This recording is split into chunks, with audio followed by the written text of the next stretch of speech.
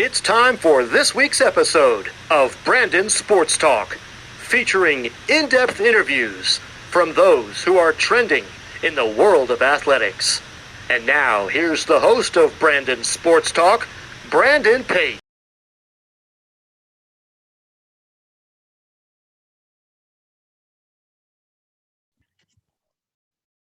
Welcome back to Brandon Sports Talk. In today's episode, I have the privilege to interview the Memphis head coach of softball, Natalie Poole. How are you doing today? I'm doing great today. Thank you. Can you talk about how you knew that you wanted to get into college coaching?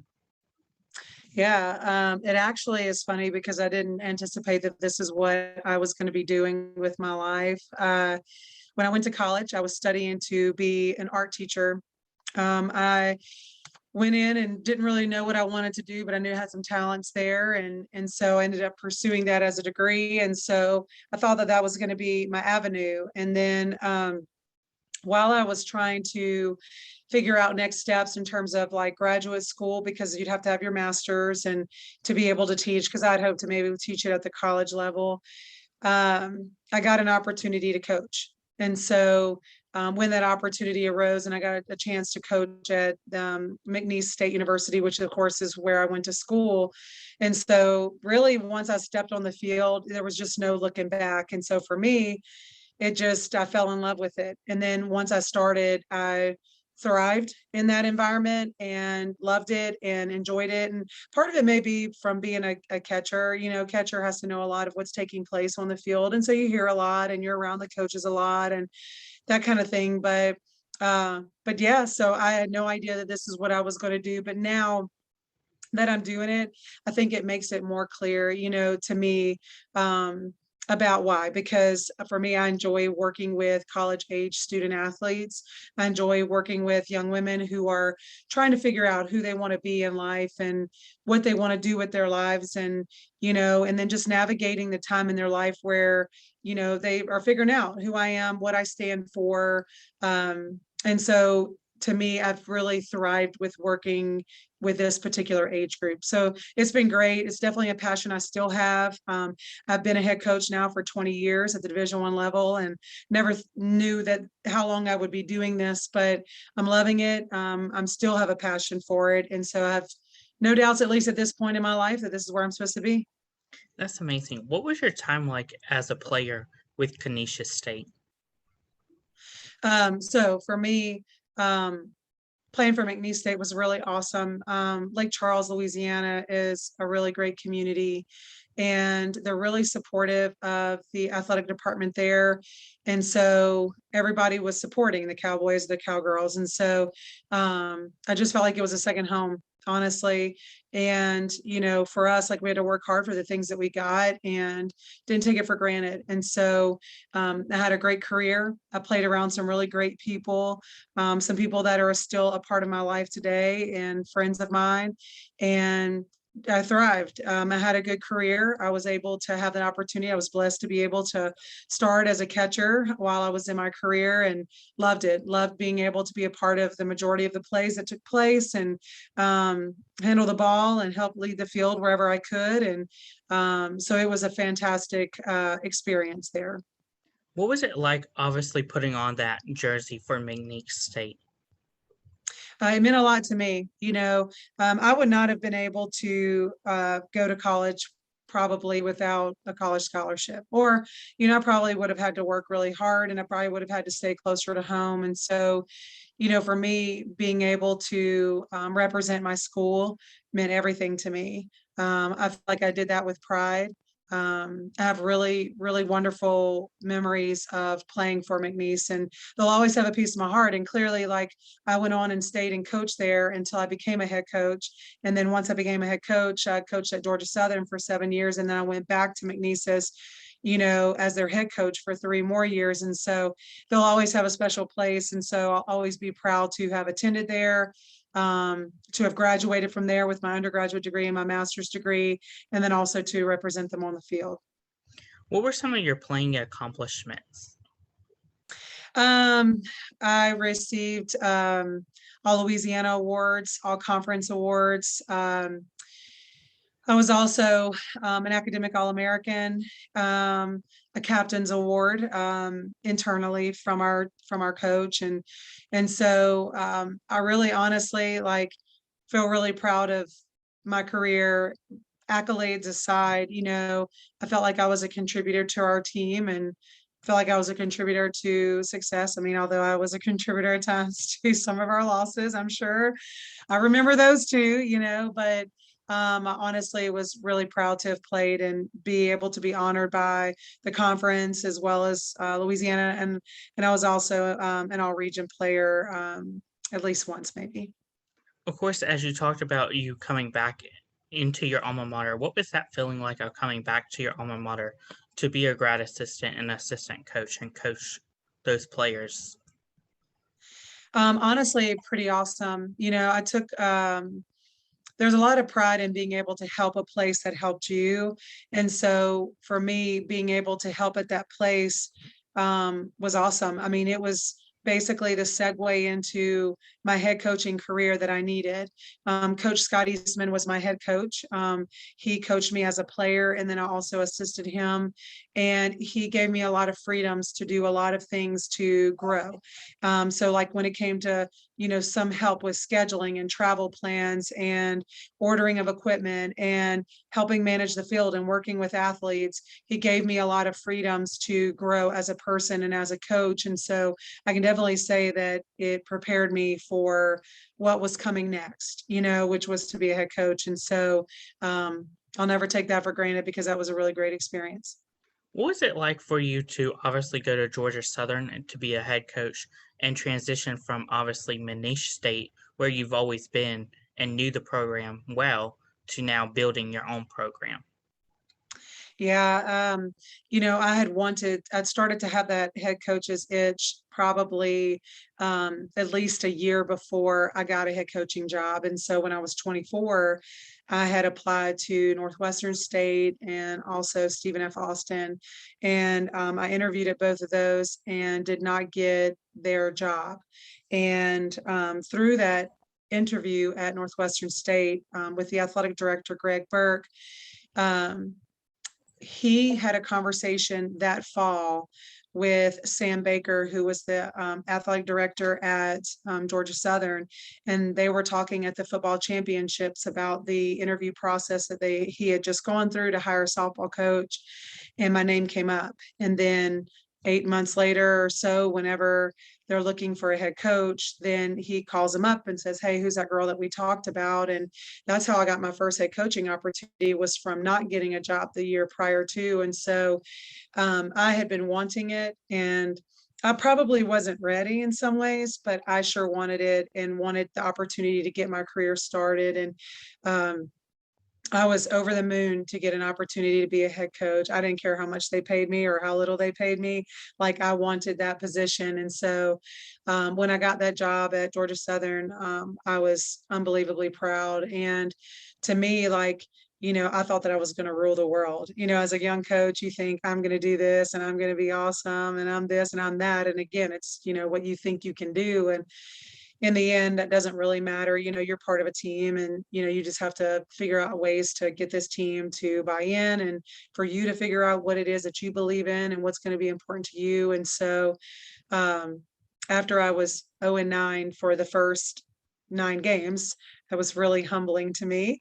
I was thinking to myself, God, I can do something really good. I'm smart. I can do something else in life. I was totally humbled in that moment, but quickly that turned around, and I had an opportunity to be successful in that first year. And I think we finished second in the conference, and that was really nice. And it took a little while to make the changes that I had hoped to see, but eventually we became a consistent conference championship game team. So whether we were first or second, we were up at the top, and that's really kind of where I was hoping that we would go to. And so that was really amazing to get to that point, but it did take a little bit of time to figure out all of that. And I was very young at the time. I was 25 at the time, trying to lead this and thinking that, sometimes your way is the best way, and it may not be, and so I had to figure all that out.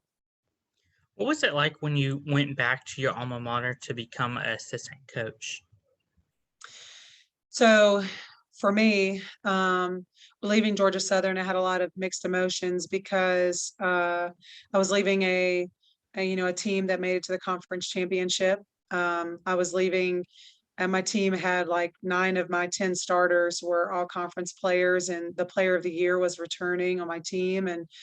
And so that was hard. I think, the hardest thing for me ever in leaving programs has always been who I'm leaving, because you've recruited those kids, you've nurtured those kids, they were special to me. And so that was difficult.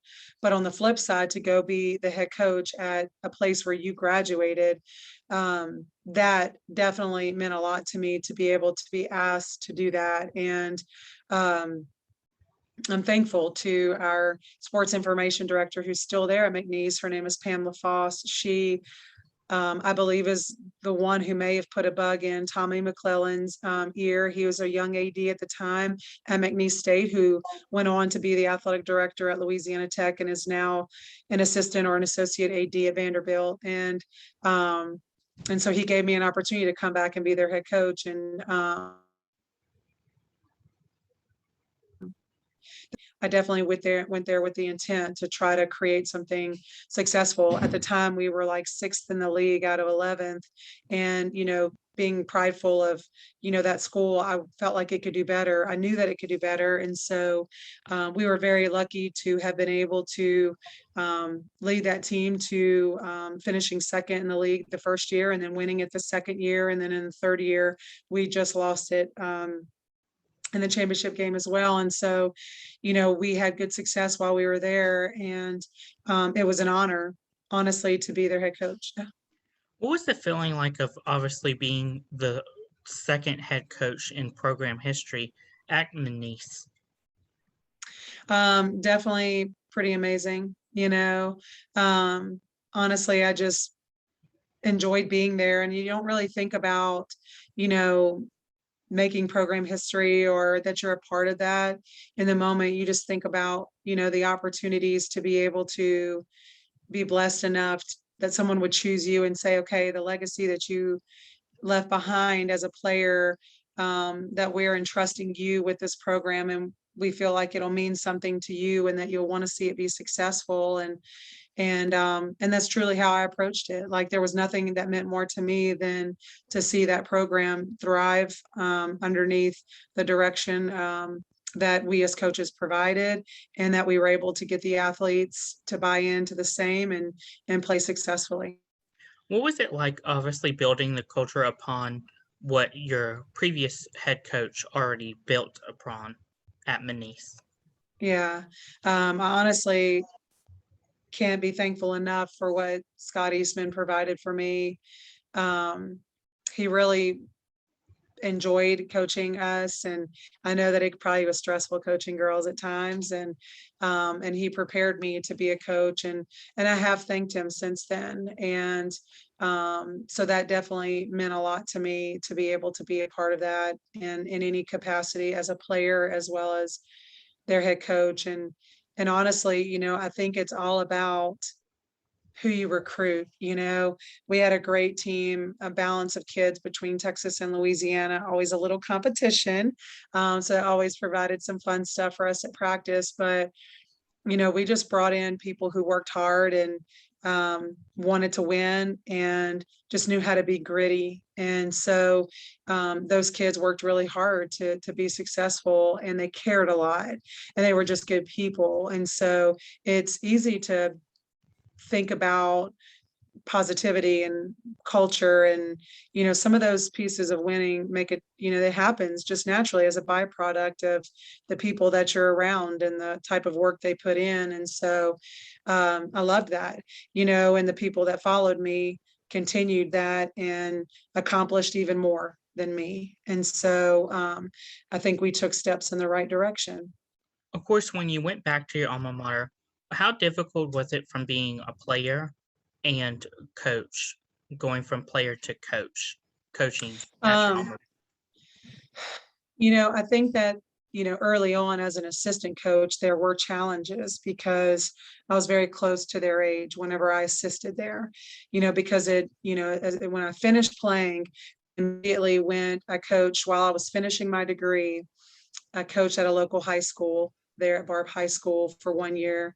And then right after that, when I started my master's, I went, of course, as an assistant there at McNeese. And I was very close in age to most of the girls there. I think that I was still coaching girls that I played with. And that can be challenging. I mean, I definitely feel like I worked hard when I was there to earn respect of people around me, that people were respectful of me in that position. But it always presents challenges when you're that young. But it was clear to me about what I wanted to accomplish as a coach and what was expected of me as a coach. And there was nothing more that I wanted to do than to thrive at that. And so I took that job very seriously. And then, of course, going back as their head coach, it was no big deal because I'd already been a head coach for 7 years. So I definitely, I was coaching kids I didn't know. I was coming with a lot more experience in the profession. And so it was much easier to do it then. What was it like getting the job with Memphis after obviously leaving your alma mater? Again, it was really challenging to leave. I think that even though that, you're taking a step in the direction that you want in terms of your career, it still doesn't make leaving people easy. And so many of those kids I really struggled to have conversations with. And, I can remember just sitting on the floor of my house, just crying and talking to these kids and just telling them everything was going to be okay. And without knowing what, is going to happen when you leave a program. And because I truly cared about them as individuals and, in addition to them being good players for us. And so, it was really awesome to be able to get an opportunity to coach at Memphis. They had just come off of a really nice winning season and found success in the postseason. It was their first time in program history, which they're a very young program in general. Their first season was 2006. And so, I'm only the second coach in their program history. And so that's pretty awesome. But I was definitely excited about the opportunity to make that move, to coach in a conference that was positioned a bit stronger, that had some at-larges for those who competed well enough during the year. And so, yeah, I was excited to make that move. What was it like to build upon, obviously, the culture that Memphis has already had when you got there? I think one of the hardest things for me is every coach that's there, puts together a specific culture and an environment. And so even Wendy, who was here before me, her culture looked different than what I was going to implement. And so, I think it takes time to make those changes. I think some people are going to buy into that and some people are not. And I think that's one of the biggest challenges is that even if you have something good to bring to a program, it isn't always what someone else may want, and so you've got to work hard to try to get them to see what it is that you're doing and why they should buy into what you have to say. Why should I believe you? Why should I do it your way? Why is your way better? Those kinds of things. And so it definitely took some time to create that culture here that was just different than what they had been accustomed to. What are some of the things that you have accomplished at Memphis so far? We definitely have had, quite a few kids who have accomplished some really great things academically on a national level as well as conference level. We've had all region players, we've had all conference players, we've had an academic All-American. We also have had our winningest season in the history of Memphis, as well as broken many national records that Memphis players had, as well as career records that Memphis players had, and single season records that players have had as well. And so I would definitely say that, sometimes it's never enough. We want to accomplish more than that, but I am grateful to have been here so far, and I'm grateful to have accomplished the things that we have. Of course, what is it like on a typical game day as head coach? For me, I kind of wake up just thinking about our opponent, thinking about our team, checking in to see who's healthy, who's not healthy, who's going to be able to play, who's not. We are thinking about, who we're going to pitch, who we're going to play. We'll probably be taking some last looks at, some of the scouting information and preparation for our opponents. Just kind of walking through that mentally and taking a look at notes. May look at some last minute video just to kind of see some things that we anticipate. Always looking at statistical information and data.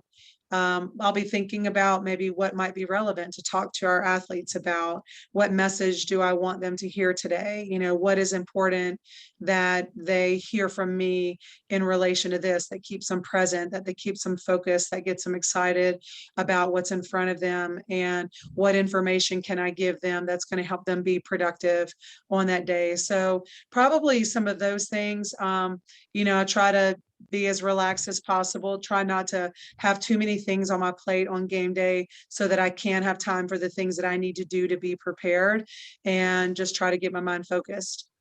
Who are some teams that you play in your conference?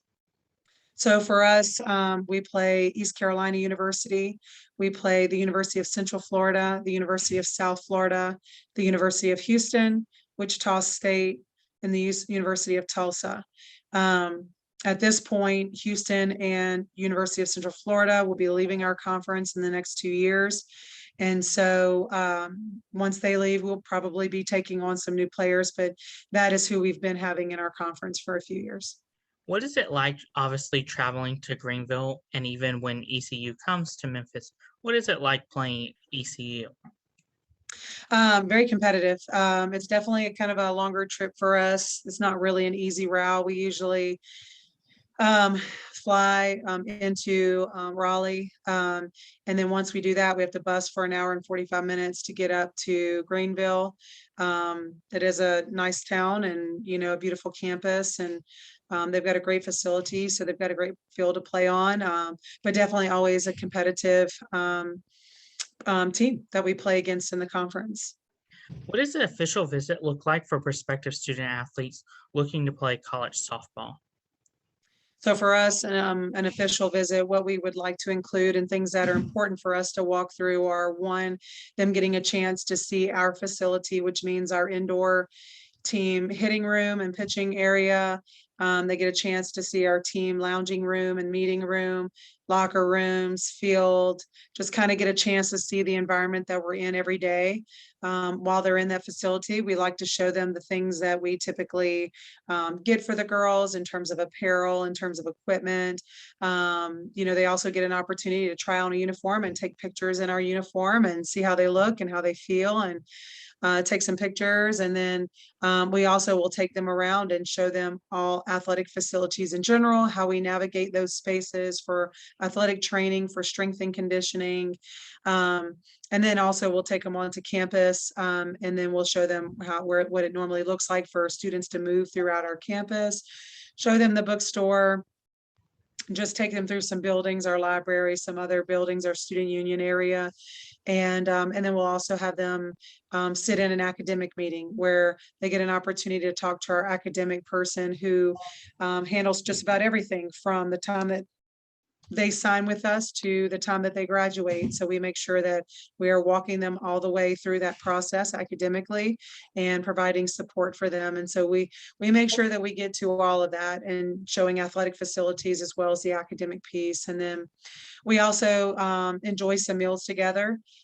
Typically, we love to bring athletes in when it comes to it being around an athletic event, so that we can include that too, just to kind of show them what an environment might look like around football or around basketball or some other sport. And so if we can include that in the weekend, then we do that as well. And then they also get a chance to kind of sit down with us, as coaches, and talk a little bit more one-on-one about, what a day in the life looks like, for our athletes, and, what we normally expect of our athletes and what it looks like to play here. And so we get pretty specific, and we're very casual in conversation, but we also get very specific with regards to answering any questions that they might have, and making sure that we share the things that we feel like are relevant to them making an informed decision before deciding that Memphis is the place they want to be. Of course, as head coach, what is it like to obviously on official visit, seeing those players try on that jersey to make sure obviously Memphis is their home for the next 4 to 5 years? For us, we want them to make a decision that they're not regretful of. In the days of the transfers and you see all of that happening, there are some specific reasons why kids transfer, but you don't want it to be because just on the front side, they just didn't make a great decision and an informed decision. And so they may end up hearing, things that they may not want to be a part of or like or whatever after visiting us, but that's a part of the process too. And so I'd rather them know everything that there is to know about what we do, how we do things, my expectations of my student athletes, just to make sure that if Memphis is the place that they end up deciding to go with, that they're 100% about that decision. What advice would you give future college athletes looking to play college softball? I would just tell them to, you know, trust the process. The process can be challenging at times. It can be frustrating at times, but it can be extremely rewarding. I would encourage them to, open up their options and explore a lot of different options when it comes to what that possible place might look like for them. I think if you were to follow what exists on social media, it's kind of like keeping up with the Joneses. And so I think that, you have to not get into the comparison game, but to really think about what environment you want to be in. I would definitely encourage them to get to camps because I think that camps create environments where athletes can get on campuses and all, but I would definitely encourage them to just explore what places have things that they might be interested in from an academic perspective, from a campus feel to, what that program looks like, and being able to watch some of these teams play and kind of get an eye on the coach and kind of their interactions with the players and, and how things go. I think that you just got to make an informed decision with eyes wide open. What advice would you give future college coaches looking to get into coaching college softball? I would definitely encourage them to begin to think about, what their philosophy might be.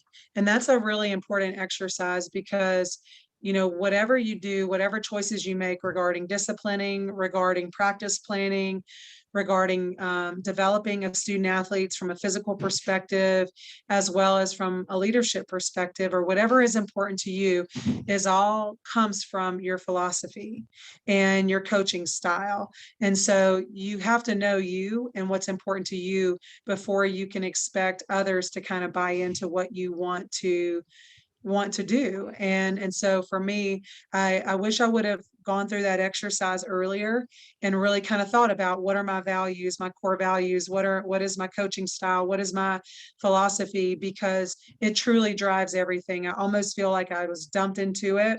And then I kind of worked my way backwards, and then I could tell eventually what was important to me, but I should have already known that. And so for somebody that's looking to get into it, I would definitely do that. And I would also, don't be afraid to ask questions, to talk to coaches who've been in it for a long time. Don't be afraid to ask questions. I think, coaches have a hard time asking questions of other people because they're supposed to appear as though they know it all. And that's not necessarily true. And so don't be afraid to pick up the phone, call somebody that even you may not know well, to try to get some answers, and get some guidance and help when it comes to making some really important decisions for your programs.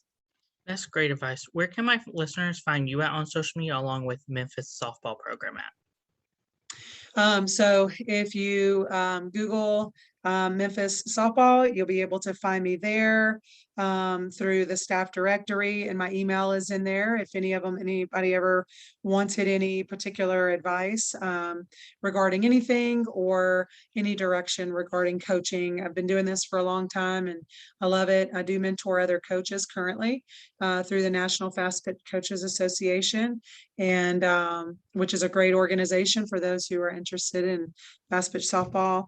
My Twitter handle is at Natalie Poole, UM, and my Facebook, well, I guess Instagram may be the more popular one to go to.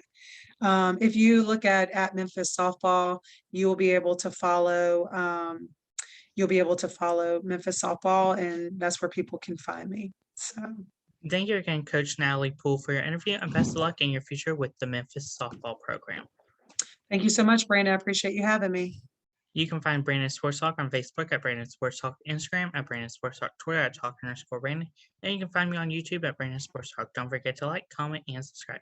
Thank you again, Coach Natalie Poole, for your interview, and best of luck in your future. Thank you. You've been watching Brandon Sports Talk. Please feel free to like, share, and subscribe to Brandon Sports Talk on social media and on YouTube.